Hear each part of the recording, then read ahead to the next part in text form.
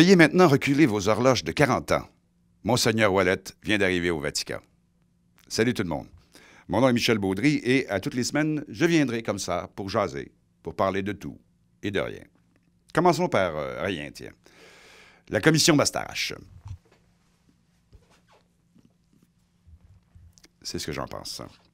Par ailleurs, je sais que vous avez passé un très bel été. Y a-tu fait beau? Et qu'il faisait beau.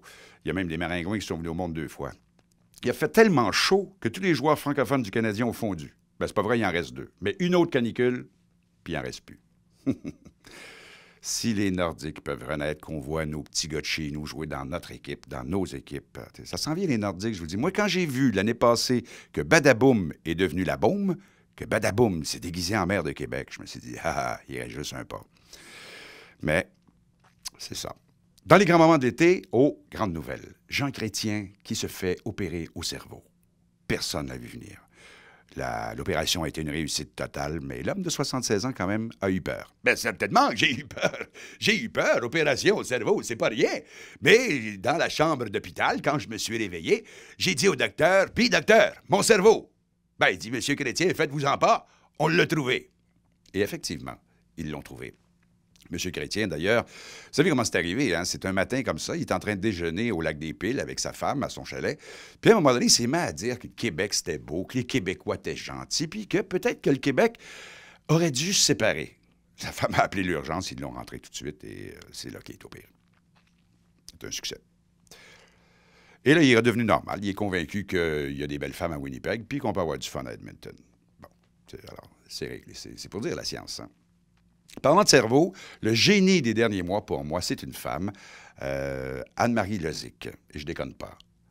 Son idée de lancer un canal télé érotique, ben, il est à peu près temps.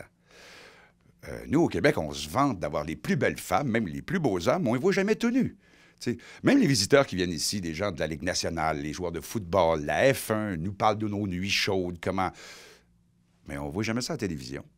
C'est pas tout le monde qui a moyen d'aller chez Paris, là. T'sais. Puis, de toute façon, avec l'état de nos routes, avec tous les travaux qu'il y a sur les routes, on est mieux de plus trop se déplacer. Il y a tellement de cônes oranges, on dirait que c'est Youpi qui est ministre des Transports. T'sais. Alors, c'est mieux comme ça. Ben voilà, c'est pas plus long que ça, mon affaire. C'est un petit passage comme ça. J'aimerais finir cependant avec une petite joke, une bonne petite histoire. C'est le président des États-Unis, Barack Obama, qui décide d'amener sa belle-femme, Michelle, manger dans un restaurant italien de New York.